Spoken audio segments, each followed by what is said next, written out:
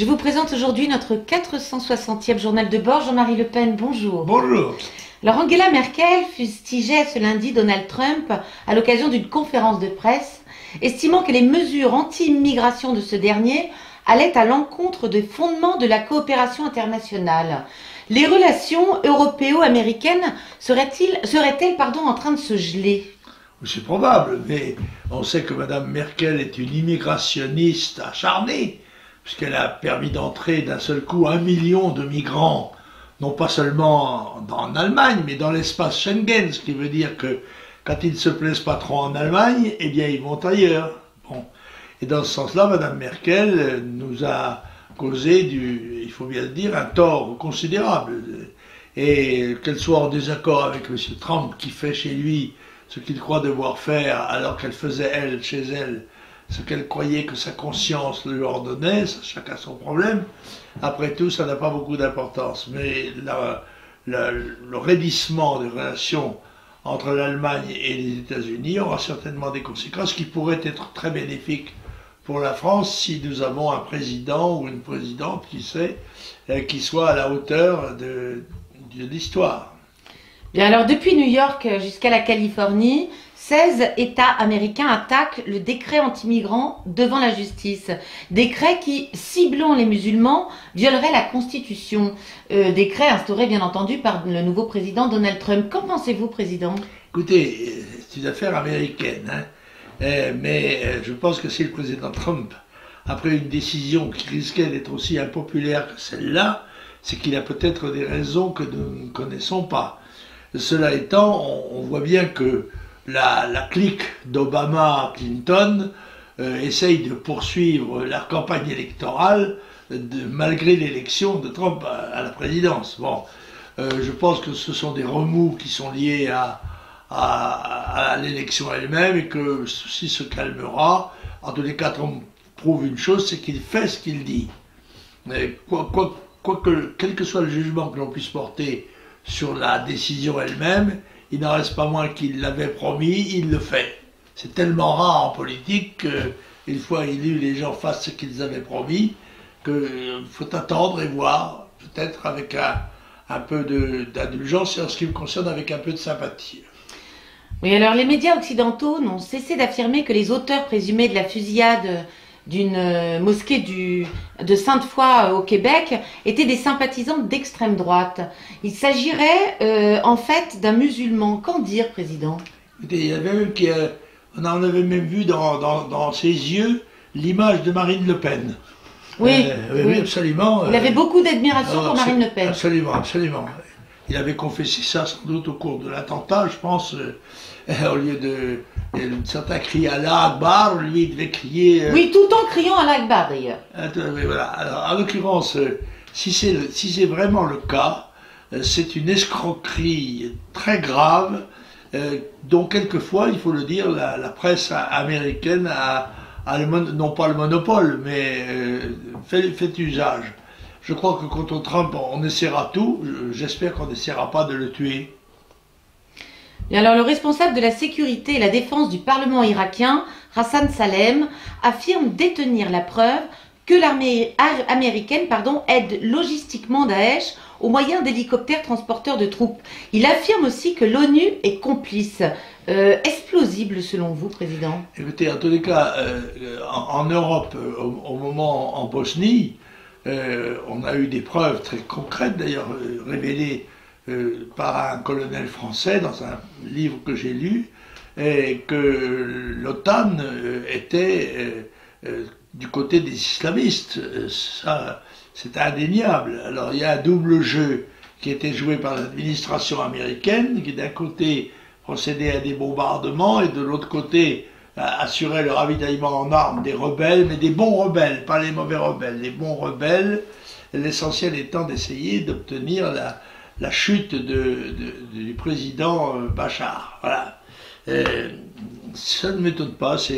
N'est-ce pas, il y a aux États-Unis plusieurs officines de renseignement et d'action internationales.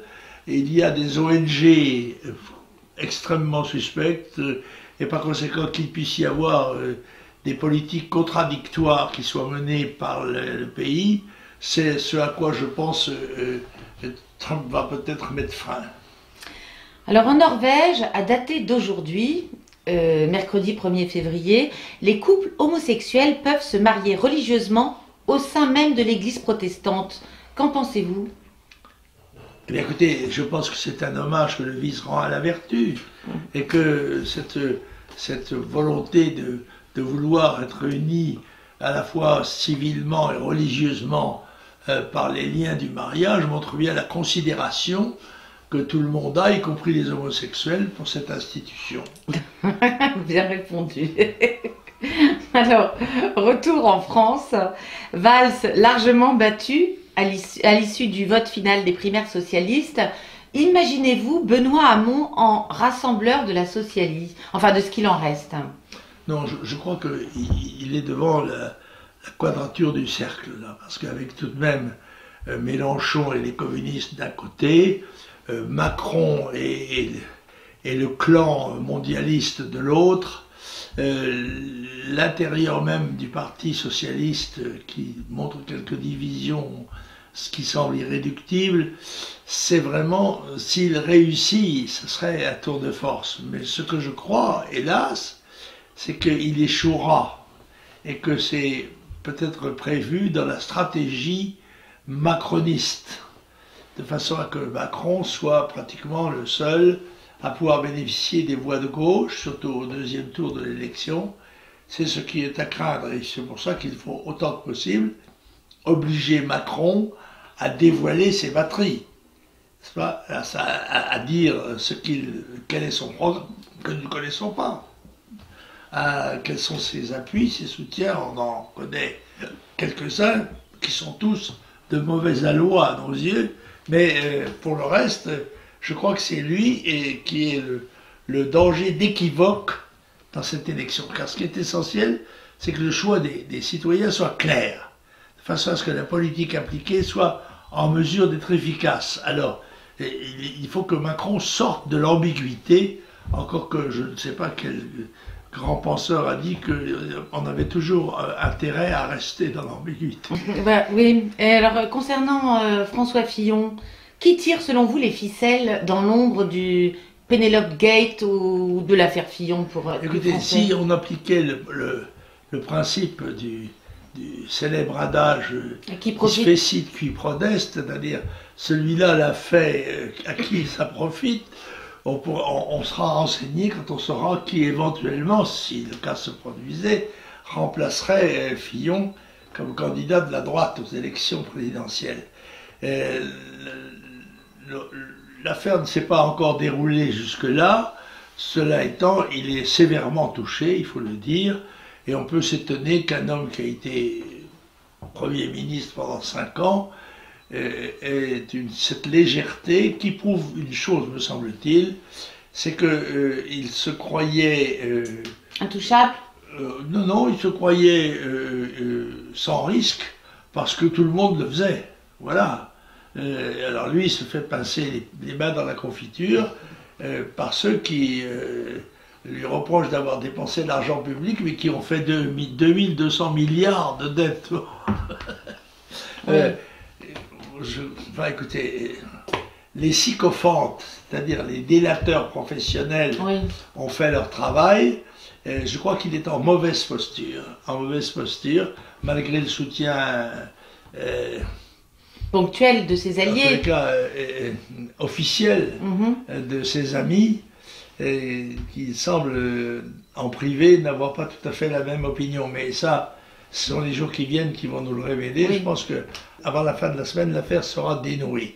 Mais ça prouve une chose, il y a quand même quelque chose qui est très inquiétant dans ce qui s'est passé.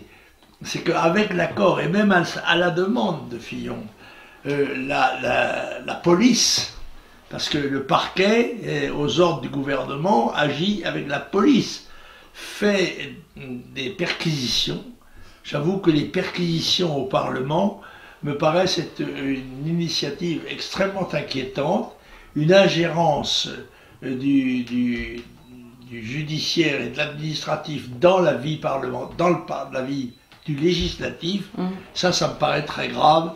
Ça va bien au-delà de l'affaire Fillon, qui la révèle. Mais l'affaire Fillon est anecdotique, si je dois dire. Mais c'est quelquefois à travers l'incident ou l'anecdote que se révèlent des situations plus graves, plus importantes. Bon. Oui.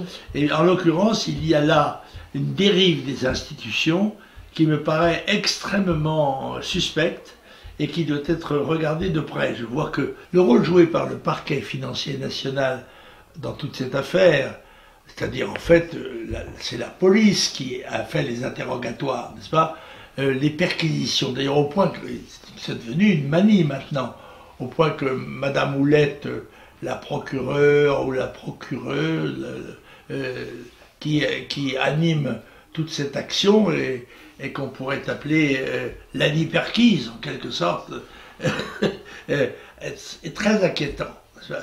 Ce mépris de la dignité, non seulement des hommes, mais aussi des élus, des institutions, à quelque chose qui est très très inquiétant à mes yeux, une dérive qui est masquée par le côté anecdotique de l'affaire Fillon elle-même, mais qui à mon avis va beaucoup plus loin que cela. Il ne faut pas accepter que l'on touche à la séparation des pouvoirs, et ce qui est en train de se révéler actuellement, c'est en effet que l'emprise de l'administration et sur le législatif est aussi pratiquement importante en France qu'on le voit au Parlement européen, quand nous sommes les victimes d'opérations menées par l'administration pour montrer que c'est elle qui tient les rênes et non pas les parlementaires.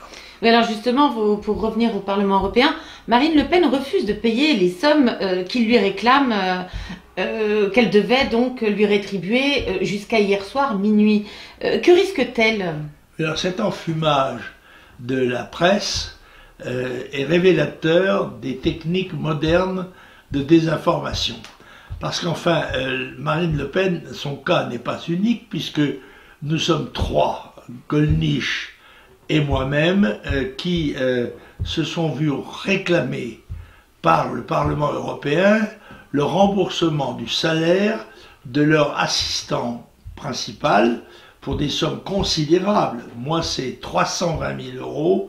Je crois que M. Gollnisch, c'est près de 300 000, et Marine, nos cas sont identiques.